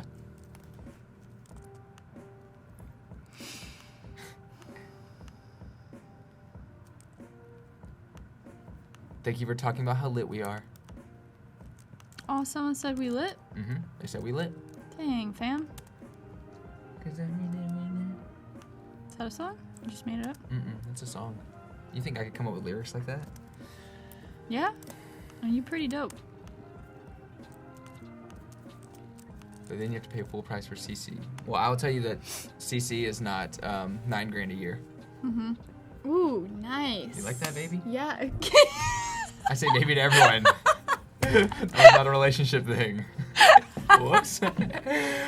All right. What projects are you most proud of? Let's go to the questions before I have to deal with this. Most of them. It's crazy because we talk about this with our vlogs every single night is sort of anxiety ridden in a good way. It's exciting to get out content every single night. It's funny, we do this so often, you'd think that would wear off, but it really doesn't. It's like, I'm like, oh gosh, Well, 'cause it's what are people going to exciting. think? You're putting out something that has been your baby for a day. Right. And it's every vlog you post, every video you post, there is your own, I don't know. Child. Maybe Maybe more you're important than kind a of, child. Yeah, exactly. And maybe you're kind of anxious about a part of the video that isn't perfect because you're posting so often. So you're like, oh my gosh, what are people going to say about this? Right. And so there's a lot of ththings that are wrapped up into it, but ultimately just, And there's a few bits and pieces you put in there sometimes that are just new and exciting, and you're like, oh my gosh, how are people going to receive this? And then sometimes you've done that before, and people might have been like, I hate you for that. You're like, whoops. So you're like, got to be prepared for it at all times. How are you color coding your clips, Sara? Not too much to explain right now. Did you explain that in the first? Yeah, I explained that in the first one, but I can do it real quick. So basically, I just go into here and I organize by frame rate. I organize 120 frames per second, one color, 24 frames, the other color, 60 frames, another color. Very So, yeah. smart. That's so smart. Oh, thank you. Look how I'm sitting. Just sideways. John, don't fart and ruin the live stream. Gosh, now the temptation is there. Yeah. First videos will always kind of suck. Right. I mean, like, it's exciting, though, to have first content out there regardless. So even if they, like, suck in your standards later on, like, you look back and you're like, wow. It's good to have those videos, and it takes those videos to create good content. It takes the mistakes. Sorry, Benjamin Design. Sorry I am too late. I am late, but did you show the skateboard glitch edit trick? She did, and basically Yes. it was like, when the glitches happen, when you see But this I happen. did it at the very first of the stream. Oh yeah, you can just look there. Once it goes Right. live, just Right. start it, and it's the very first thing. I think you're gonna be surprised in how simple the process is. Right, John lands a trick, Dale screams, John, you like that, baby? That's like, right. So I'm basically just Dale. You're Dale. You look like him.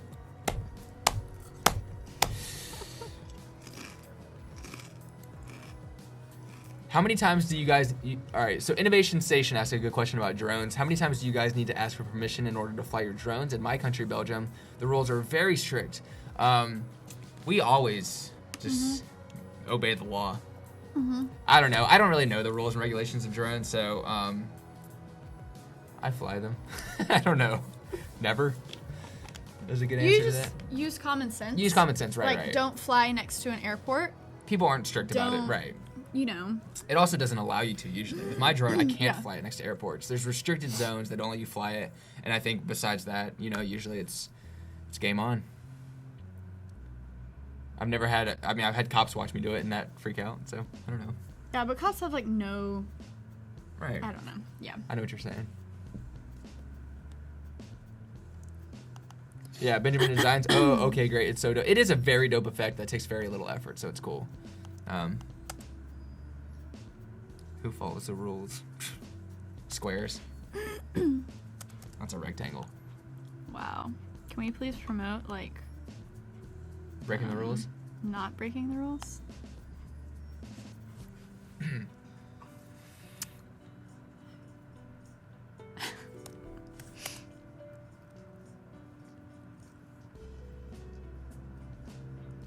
Oh wait, so the top right is my screen, right? Oops. Yeah. It's just black. Maybe I should have something a little more interesting than that. There's my password, guys. There's me. There you go, cool. That's a little more exciting. I got an idea.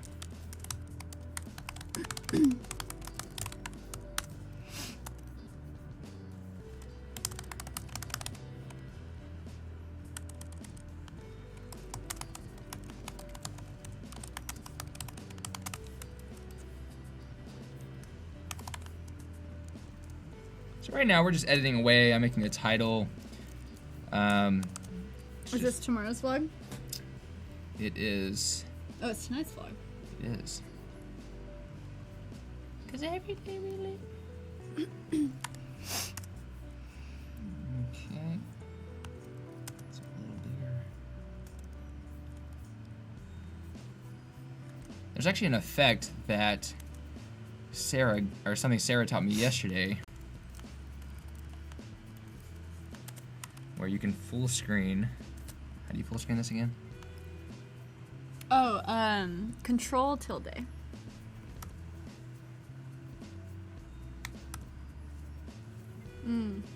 Beautiful. There you go. There you go. Yep, and that's a title. Control tilde is how you full screen the heck out of it. I'll just let that sit there and resonate for a minute. Yeah. And then how do you get out of this? Escape? There you go. How do you escape this? Okay, so how do you organize your clips when you get into Premiere? We talked about this a little bit, but a very simple way is just to create folders, title the folders accordingly in your project window, and then drag the clips into those folders for the specific project. And try to put everything in it. So even put the sequence in it, put all the little downloads that you do, or the little extra tidbits that you have. So yeah, what's tilde? Dude, that's what I asked yesterday, and everybody It's the little looked at me like I was squiggly. crazy. It's a little squiggly on the That- top left of your keyboard. Yeah.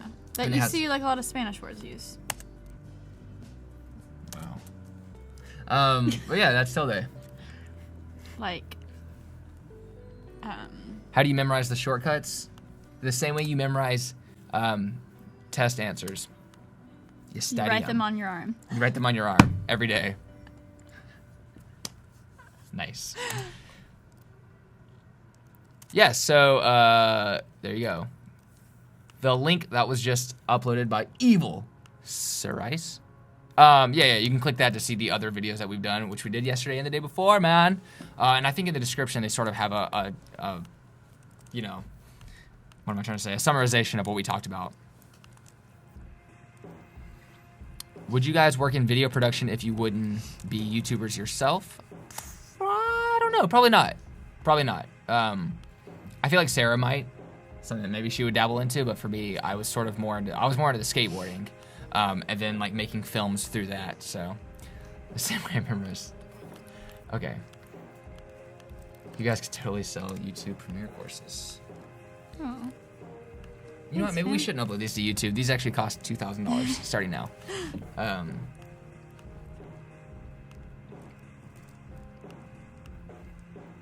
Hello from Texas. Hey, Texas fam.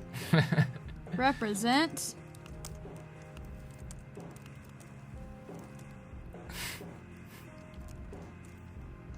People are funny.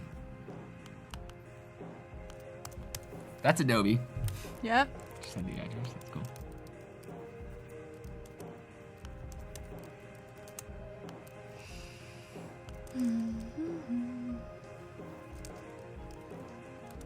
That's you. That's me right there.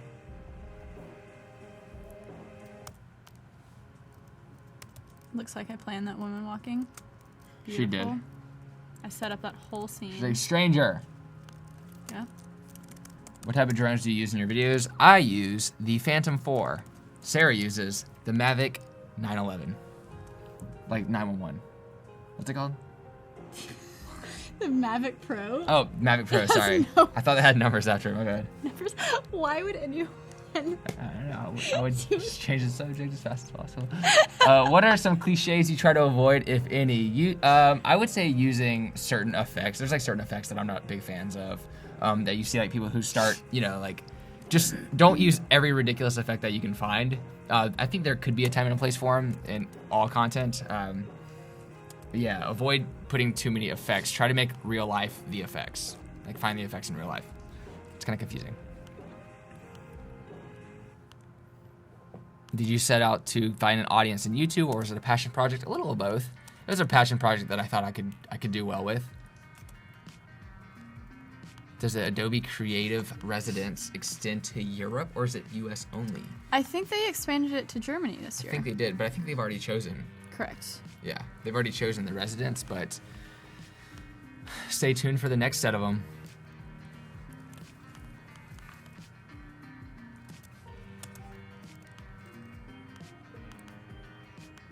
Two German residents, that's crazy.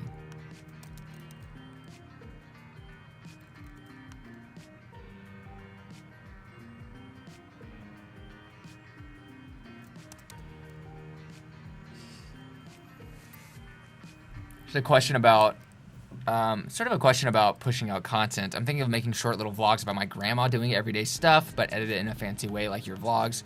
Do you think that would be interesting, entertaining to watch? So I'm a firm believer that there is an interesting story in pretty much anything. It's just the way that you present it.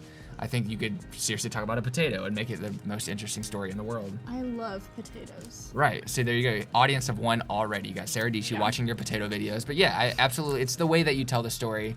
The hardest part when making videos is being self-aware. So realizing what is interesting and not what you're, how to explain it? A lot of people will just edit videos and they're not really thinking consciously of theirs compared to other footage, but it is kind of important to think that. It's important to think that your content is entertaining and every second of it is something that you yourself would watch if you weren't making it. Yeah. What is the audio curve you always do in the A2 track, Sara? You can just press Command and then click on the audio, and you can like make it go up or down. Nice. The old potato. Oh my gosh, I'm a potato. Just don't film with a potato, right? Sorry if that hurt your ears. What am I doing here? What are you doing with your life? What they I are. don't know, actually. Let's dive deeper Wait, into that. What Let's is dive the into that. purpose? What are we doing here, really? What are we really doing? So we have 10 minutes left of the live stream, so if you have any final questions to ask, we will 100% try to ninja all over that. Just a common expression. How long did it take for both of you to learn use Adobe well? To use it good enough to tell a story and post a video and edit something, not long at all. I would say a couple of days. You just have to make sure that you take the time to go through the tutorials, follow along, and yeah, watch it on your iPhone, use the computer, and you can do both simultaneously. Really figure out how to do the basics, and then from there, when you have any questions, you can just research that question. It's always on YouTube. There's always going to be a video about it. Yeah, so, and Adobe themselves provide a lot of videos on the context of that. Do you guys find yourselves worrying about lighting? I guess, yeah, we only deal with natural lighting, so wherever the sun is, but we definitely are aware of where the sun is, where the dust light's coming in, and natural lighting for us is always the best. But, you know, if we do there's certain projects where require lights for sure. In my own apartment complex, I have a light set up, and I'm very aware of how the shadow's gonna look on my face and where I should set it up for the best quality. There's conspiracy theorists saying that you don't edit your own videos because you're not editing right now. I very much wish. I don't want to edit my videos. They take forever. Someone was just saying that? Yeah. Yeah. No, I edit all my videos. He does, trust me. Right. I sit there and, well, I don't sit there and watch you, but we edit together a lot, and it's just like, how's your video going? Going good. How's your video going? How's it going? Yeah, I edit. Luckily, I edit. I'm 2 days ahead though, so for me sometimes, like right now, she's editing. You're watching the video, and I'd rather take the time to look onto the comments and the questions because I care more about you guys than Sarah does. How long do you notice your channels are great? False. Do you see a future in making cooking videos? Wait, what? Like for us personally, or for just in general cooking videos? I don't know. I'm interested. I mean, that's a whole section of YouTube. Yeah, That's there's a sick. yeah. Click the bell. How long did it take for you to notice your channel start growing? It starts growing. You know, it's like it's like an obvious concept to get growth. You have someone who's popular talk about your channel, you're gonna grow. That's sort of the way it works. If you have content that's good enough to be seen by a lot of people, then it's gonna grow, I believe. As long as you're getting people shouted out, you're following the rules of how to be seen on the internet. So basically having titles that are interesting and fun and relatable to what people are searching. Love you too, Brian. Do you think you will have a pro board or a wheel? Oh, maybe. Who knows? Do you guys have any LUTs for color grading? You don't. Mm-mm.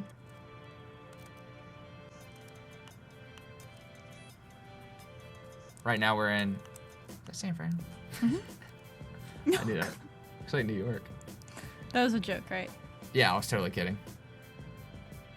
This is current right now. Such a good view in this building that we're in. It's amazing. Let's take a selfie. Cool. All right, everyone, cheese. Say cheese, and then we'll Oh wait. my gosh, look at your... Oh, wait, is it? Oh, it's green. My pop socket's green. That is insane. Hold on, wait, what happens if I put my hand behind it? Nothing. Oh, wait, look, you can put a hole in my hand. Oh, wow, that's the littest thing I've ever... Oh. We should have worn green shirts. Dude. All right, Smile Peachy fam and Hill fam. Ready? Yeah.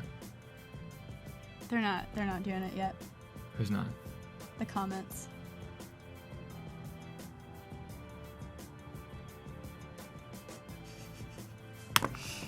We'll wait. Cheese? Cheese, they're all saying cheese. Cheese. Oh, here we go. Okay, they caught it. All right, Here you go. smile, John. Yay! Perfect. Good job, guys. Oh my Nailed God. it. All right, I will Perfect. post that on Twitter, and you can see if your cheese, potato cheese, got in the picture. Good job, guys. You nailed it. You guys nailed it. You killed it.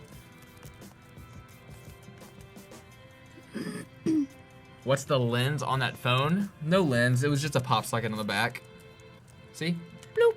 Well, you can't see it. That's what it looks like. Side view. And then as you tilt it, you can see the world. There's literally a hole in my head.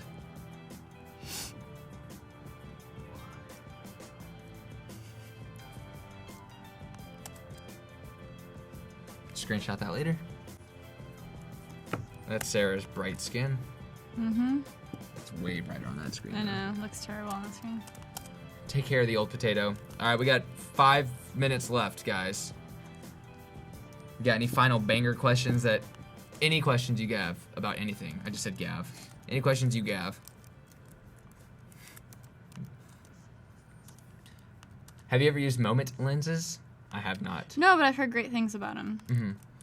Did vlogging improve your confidence or worsen your insecurities in any way? Wow. It improved my confidence times a million. I think. For me, at least, right? Just because I'm going through all the questions, what is your favorite trick? I like doing fakie flips on a skateboard.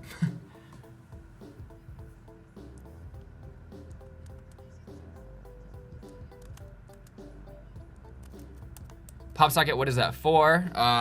You can kind of see right here. You put your fingers in it right here when you're using it instead of supporting the phone with your pinky, which actually my hands hurt from supporting my phone for so long. Mm-hmm. It's just a good way to hold the phone like this and maneuver it and use it and stuff.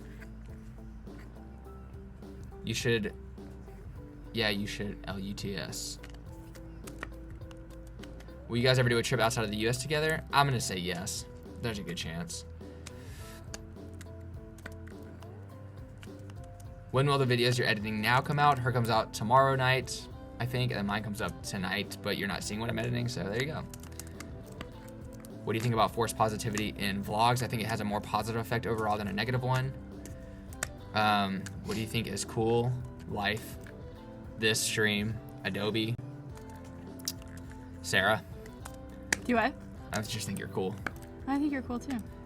Does it still feel weird when people look at you while you're vlogging? Yeah, a little bit. It's actually kind of annoying. Which is weird. Obviously, some dude's in the street talking to a camera. He's way better at vlogging in public than I am. Mm-hmm. He will like unashamedly hold up that huge camera. And yeah, I get embarrassed more often. Are your private lives being affected to be a vlogger? For example, in the supermarket, your fans want things to get signed and stuff? Not really. It doesn't bother me at all. It's Honestly, actually... it's not like when you're known on the internet, Right. It's not that big of a deal. Like, it's the occasional people, and it's flattering. It's not like we're freaking Britney Spears. Why did I think Right. of Britney Spears? It's not like we're Britney Spears. She's like the or most famous anything. person ever. Yeah.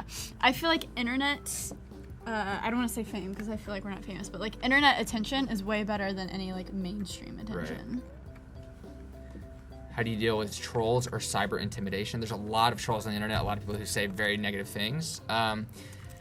You know, it's always something that's going to be like sort of nagging, but you just have to think about the, 400 positive comments compared to the 10, maybe 5 to 10 negative comments on the video, and it's like, oh, gotta be realistic. I have a hard time exporting my videos in the right formats. What can I do to make sure it's full quality? There's a YouTube 1080 preset. If you're exporting to YouTube, that's a good one to do with. And I think it's very high quality, 1080. How do you deal with people looking at you weird vlogging in public? I don't know. It's my job. It's something that I feel very confident about. I think I'm good at it. It's same with skateboarding. Skateboarding in public for a lot of people is a little awkward. I think it's very fun, and I feel comfortable doing it. And I don't know. If you're just confident about something, you're good at something, you work hard at it, then there's no reason for you to be embarrassed about doing it in public. Only one thing to say to that. Bye, Devin. I gotta watch your Snapchat story. Or Instagram story. Is someone saying about it? He just Oh, said- bye Devin. Heck yeah. Only one thing to say to that. Bye Devin. Bye Devin is the new Bye Felicia. Nice. Yeah. Guys have 1 minute. 1 All minute. right, we have 1 minute. I think we're gonna take this time to just say sayonara. 3 days of live streams. This has been so real. Adobe, huge realest. shout out for hooking us up. You know what I think we should end it on? You catching a chip. I guess. Okay, we have like 45 seconds to do Alright. this. And let's just go ham. Like, we're gonna get this. All right, ready? Alright, yeah. Oh! Yes! Wait, but you can barely see it. It's still on the... Hold on. Huh? For the last 30 seconds, can you turn it to full? They could barely see it. Oh, yeah.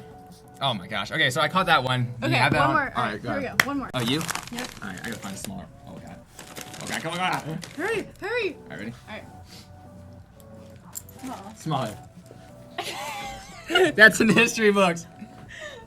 Oh! 2 in a row. Nailed it. Just throw everything. All right, guys. Seriously, thank you so Alright, much for bye, watching guys. yesterday's video and the day before. To get more details, it'll be in the description below. Today we covered not every detail, but yesterday and the day before we absolutely did. It was really fun. Thank you for I feel tuning weird in. that For I'm everybody out standing there up who right now. watching, I'm skating in Venice. yeah, we're in Venice Beach hanging out. I'll actually be back here tomorrow in LA. So sweet.